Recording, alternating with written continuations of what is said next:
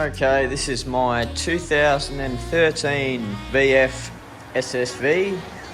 I'm going to be showing you guys how to install the Sequential DRLs, which I installed yesterday, but I'll run through the whole process of how to install it. So first of all, you want to open your car up, pop the bonnet,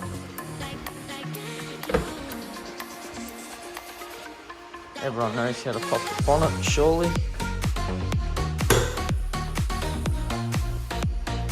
So we're going to start the process of taking the bumper off.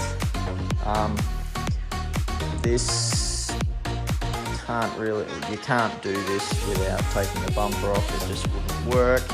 It's an easy process.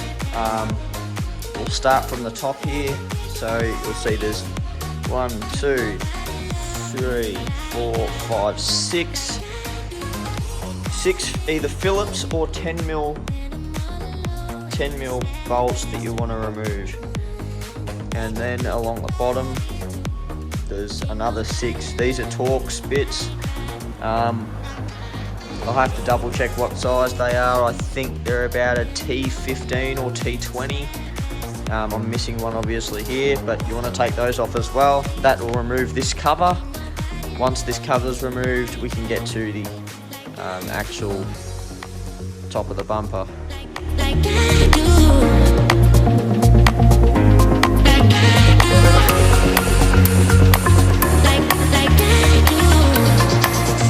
Okay, so I've removed all those bolts that I mentioned previously. So all we want to do now is grab it from this side and pull towards the engine. You'll see that there's little tabs that slide in there. So what we want to do is slide it forward enough and try not to scratch anything. So, yep, that's just the cover. Next part's pretty easy. We've just got our plastic clips. This one's missing the top. I've got one coming for it, so we just need to, I'll zoom in here, put a flat head underneath here, wiggle it up from both sides, the middle will come out, it'll look like that, and then after that you can just pull it out like so. Removal tool. It's a little bit easier and less likely to break the clip. So that's come up. So just wiggle it a bit more. It'll come out. They don't need to be fully out. Just pull the top off. But that's what you want it to look like. We're going to get our trim removal tool and preferably use an end that's going to pry a little bit better. This will come up. Put it underneath there now. Give it a wiggle and it'll come out. So you can see how these work. When you push that plastic bit in the middle, it makes it wider at the bottom so it can't come through the hole. Okay, so that's done on the top here. That's all loose, ready to come off really. We're now going to move around to this wheel well. Now to make this easier, you can use a right angled tool like I have here to get into those tight spots. If you don't have one of them, I'd recommend turning your wheels full lock to one side and you should be able to get a Torx screwdriver in there or yeah. So basically we've got one here, which currently isn't there on my car. There's one up here, and then there's one around this corner here that you need to get to as well. This is basically holding the bumper on. So I'm going to get in there and get those out and move on to the other side. So those bolts are out. You'll have 4 if you've got all of yours still in there. I'm missing one, but they are all out, and the big corner one is out as well. So this side is done. I'm going to move around to the next side and do exactly the same thing. Currently I'm missing one on this side too, so we're not pulled out. But yeah, they're all out. You'll probably have 4. So as long as this can come right back, we're good to go. Next thing, we're going to move on to the bottom of the bumper. This is probably going to be difficult to see. What do we got here? Okay, so there's clips underneath. We've got one.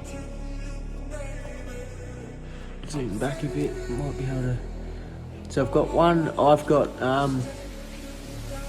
sports armor on this, so you don't need to take the first bolt off.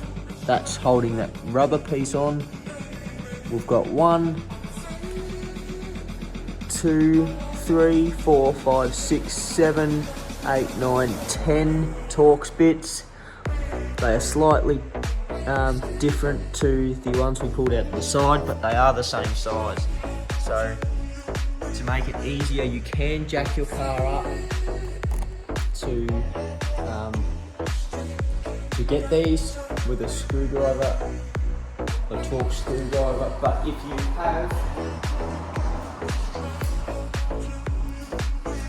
have a right angle bit, it really does help. So we're just gonna take these off. These look slightly different, so you can't mix them up. If you can see there. Yeah, as I said, there's 10 all around the bottom of the bumper. Once we've done that, we're ready to take it off. Now, cool, that's done. I believe I've got 9 out. I'm pretty sure I've got all of them, but yeah, just wherever the red meets the plastic and it's got a bolt through it, you need to pull it out. So that's that part.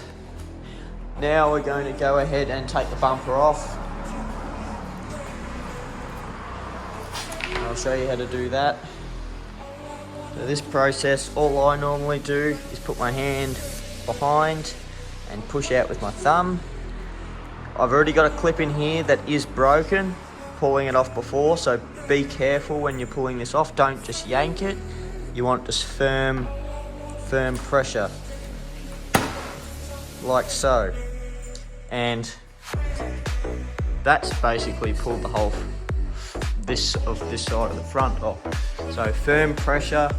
As you can see, this is how it works. There's some little slots and some little clips that slot in when you push the bumper back on. I've broken that one, so which isn't too bad because a bolt does go through there anyway. So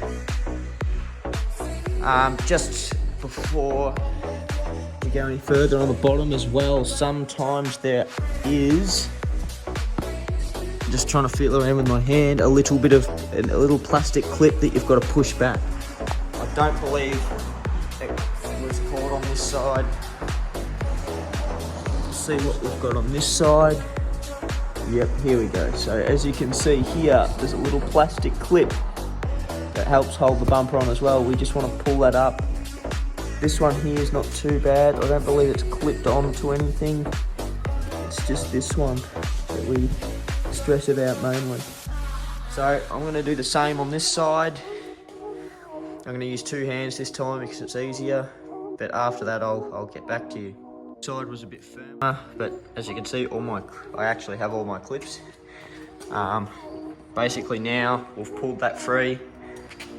We know that the bottom's free, so I just literally pulled from the bottom there and it's pulled it forward. So, and there goes the bumper. Well, the bumper is off now.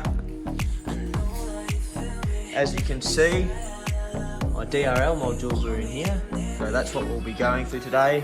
First of all though, there is a wiring loom that runs down around along this plastic. As you can see, there's little clips and wiring that's stuck to those clips, so it's routed along here.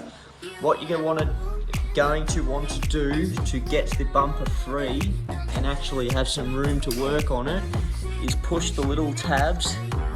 It's hard to see, I'll zoom in a little bit. There's little tabs holding it in there. You just want to push at least one across and push down on the cabling. like so, and we'll take the six of those across here off, and that'll drop the wiring down, and we'll be able to actually swing the bumper right out. So I've just taken all those clips out of the wiring loom. That's dropped the wiring loom down. I'm going to now pull this away from the car. The loom is still connected on this side of the car, so we're gonna turn it out like this on a 90-degree angle. Okay, so we've got three main parts in this DRL system. We've got the power supply here.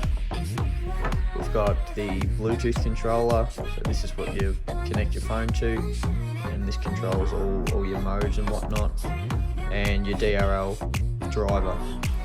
So this also controls your indicators as well, your sequential indicators, and drives the LEDs essentially. So this is a 5-volt output. How these go together is pretty much two DuPont connectors on the power supply. One goes to the Bluetooth module, and the other 5-pin goes to the driver module. So I'm going to go ahead and do that now. Explained. So our driver module is connected to our power supply, and the power supply is connected to the Bluetooth module. Basically, the only other wiring is we've got one end. This will go. These are to supply power to your power supply. So this is just 12 volts. So you can go. Obviously, black's your ground or negative, so that can go to the chassis of anywhere, and your red can either go to a constant post going through a switch, or it can go through accessories, ignition, anything like that. So it depends how you want to turn them on, how you wire them. I'll show you what I've done in my car for these. And other wiring, these two yellow wires here are to go to your positive on your indicators. So when 12 volts passes through one of these, or both of these, then everything that this is doing is overridden, and the DRL will turn orange and sequentially indicate, just like you want them to. So, and your these are two driver outputs, they go to LED strips, so they just plug in as well. That's basically how the system works. That's basically all you need to know, and I'll come and show you now how to do that in the car. I'll show you how I've done it anyway. It can be done many ways, but so as you can see, the bumper's now off. The bumper is completely off. The wiring loom is still attached. So yeah, this is what we're going to run through the installation of the DRLs, which I have in. These are aftermarket ones. The kits will either come with aftermarket or genuine, but they're modified anyway, and they're exactly the same as factory. Basically, how the DRLs themselves come out. Obviously, you need to pull this clip out and push down and pull out. That's the actual standard DRL harness. You will need to pull that out when you're pulling the original ones out. Our loom for our sequential DRL harness runs out here as well. So there's one bolt up the top there. These are Torx bits as well. There's one bottom here and one bottom there. There's little guide pins as well, so you can't really stuff it up. So basically, got one cable coming from the DRL now that's actually active. This one is not hooked up inside, so it can still be plugged in. There's still power going to that, but it's going nowhere inside. So if you want to keep the standard harness, then I'd keep that plugged in, keep it half factory if you ever want to swap them back out. So our loom runs along. These were the clips that we unclipped from the bottom harness there. So this actually runs across to our DRL driver, which is situated here. I'll zoom in a little bit more. So our driver has your two sequential strip outputs. One goes to the driver's side, obviously, which we've got there. The other runs right across. I didn't have enough cable to make it the whole way, but I will definitely supply the right amount of cable in the kit, so you won't have to make any joins. It'll just be half plug and play.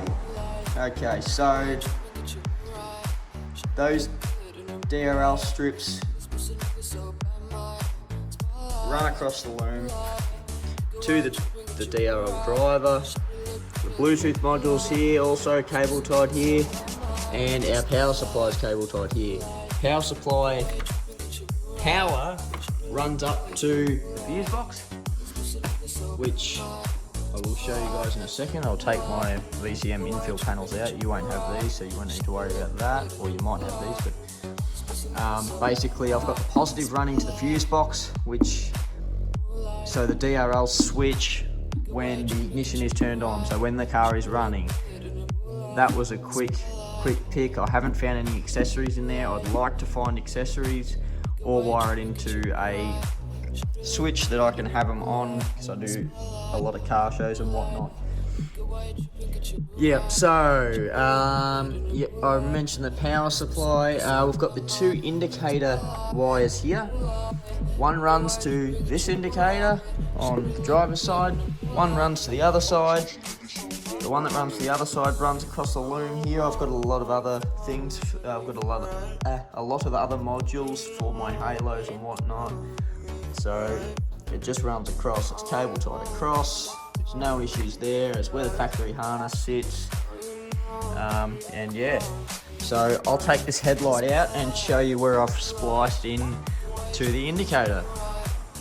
So I've got all those bolts out. The headlight is basically out. I'm just balancing it with my hand. I'm going to attempt to do this on camera because it is a bit tricky when you first do it. The cabling here is for my halos, so don't stress about them. If you've got halos, you'll probably have half an idea of what you're doing.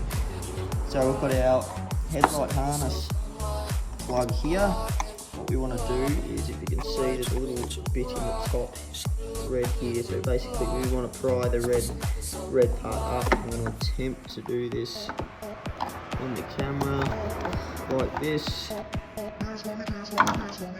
That's that. Once you get it up this far, you can get it with your hand, and then the harness unplugs. I'm going to unplug my halos.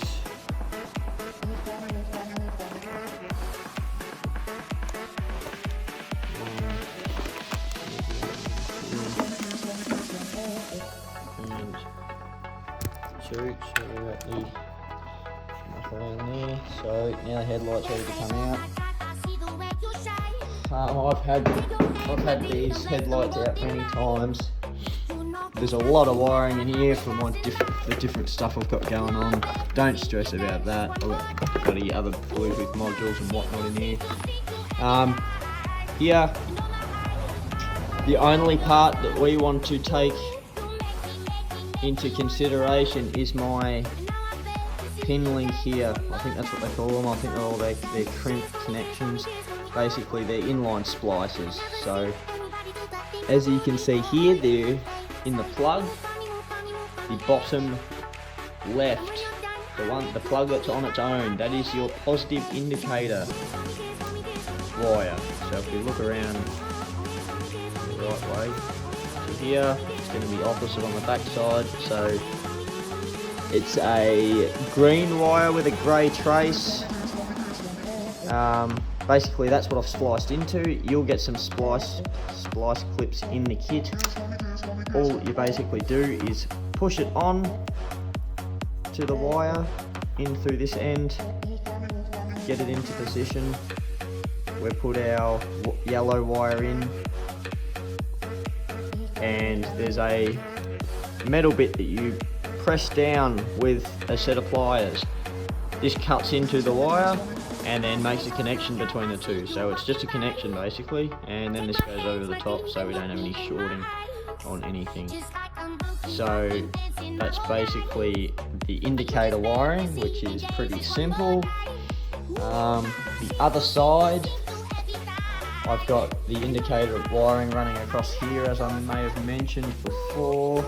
This does the same thing on this side. It's the same position in the plug on this side. I believe it's a blue wire with a grey trace on this side, but when you pull it off, just look for that bottom left pin. It's the same on the other side. So that's our indicator wiring. Now while I've got this off, I'm going to remove my infill panel, hopefully with one hand. So pull our clip out, and then I'll be able to show you guys. Take this out. Be able to show you guys where I actually tapped onto. So the fuse box cover just pulls off like that. As you can see, I've got a red wire coming into the fuse box here, into this position here, to 10 amp fuse. I'll double check what that is in fuse box. From what it looks like, we've got, it'll be fuse 69. 69 is AHL. I don't know what AHL is. It turns on with ignition when not drawing much power at all. So that comes in to one side of the fuse. At the moment, I've just pushed this fuse in with the wire into it, but you will get a fuse splice basically. So the fuse will come out, you'll plug your splice in. It's got room for two other fuses in it, one going to the original circuit, the other going to your auxiliary circuit. So I'll provide one of them that'll push in and connect to this wire here. The negative is running, I've got that running just with the loom below, and it comes up to this negative point. There's a bolt in here. Take the bolt out, use the ring that's provided on the harness, and do it up basically. So that's the wiring part. We'll run through the indicator part, and all of that runs down, cable tied in here. It's not the neatest, I've seen worse. You're out of the way of water here, water will not get through here. Yeah, that's basically it. So I've kept the factory DRL wiring plugged in. This is actually disconnected on the inside, as I may have mentioned. We are only using this for power. This goes to our DRL driver. So that's basically how to install the sequential DRLs with switchback LED lighting. So I'll be putting it together, a few of these kits to sell with everything that you'll need, even cable ties, everything that you'll need to install them yourself, and obviously the run through of how to do it. Things you'll get in the kit, as I mentioned before, you've got your power supply, you've got your driver module, you've got your Bluetooth module, you get the two ERLs which are already modified, and you'll get cable ties, you'll get two of these inline splicing things, and you'll get also, for the passenger side DRL, you'll get an extension harness that runs the correct length rather than half the length. So to put the bumper back on, do the exact reverse of what I showed you at the start. Once that's all done, you're ready to test it. Make sure to test your DRLs before you put everything back together. Make sure you start the car and run the car to make sure that they're all working correctly. Check that your indicator left and right are the right sides on these. If they are not, if they are backwards and when you indicate left, your right indicator comes on, all you need to do is come down to your DRL harness and move one plug to the other plug and swap them over. That's all it is. Obviously the yellow cables, there's one for each side, so don't test with your hazard lights because both of them will come on obviously, but that's basically how to install our upcoming kit. Hopefully it wasn't too difficult. If anyone has any questions, message me on our Facebook page, Switchback LED Lighting. I'll leave a link in the description. If you are after any other lighting or whatnot, have a look at our store at switchbacklighting.com.au. We sell some different types of LED headlights, and have a few ideas and whatnot for what you can do to your car to make it a little bit modern and things like that.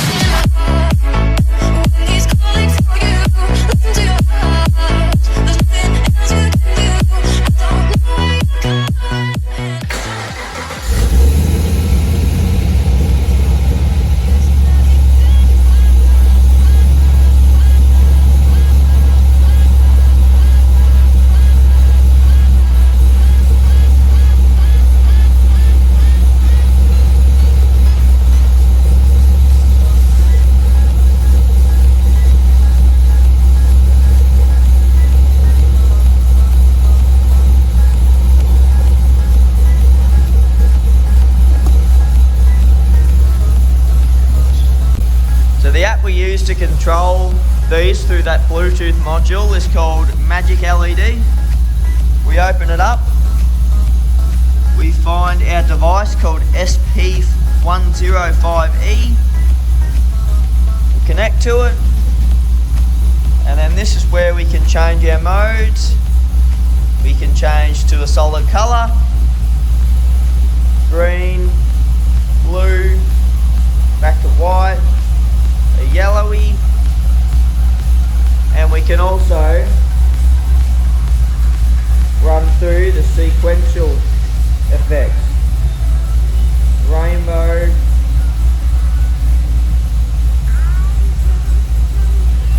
and all different types.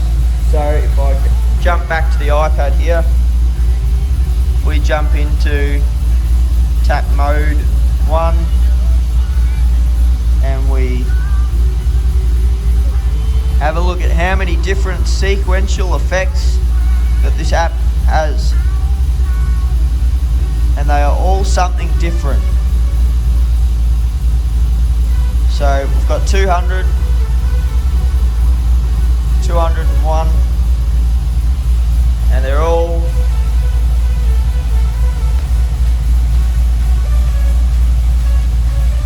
lower the brightness a bit so we can see it. I'll scroll through a couple of them. Scroll through random.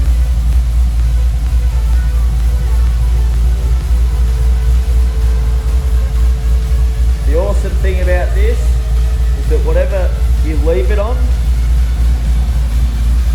so let's say I'm driving and we have it set to white,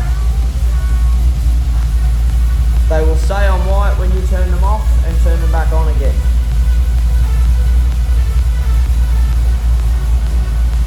Obviously you can't drive around with different colours. You have to check with your local laws about what you can and can't drive with. I prefer to stay on white. You can go to the creamy sort of white. You can also go, I believe, to a yellow. Don't quote me on that, I'm not 100% sure, but I'm pretty sure you can go to yellow. But I know that white is good to drive with, the white yellow is good to drive with, those two. And then yellow if you want to sequential. I'm not really sure, it's a grey area whether you can drive around with, let's say, white as a flowing sort of thing. But what I'll do now is I'll show you the indicators, and then that'll wrap it up.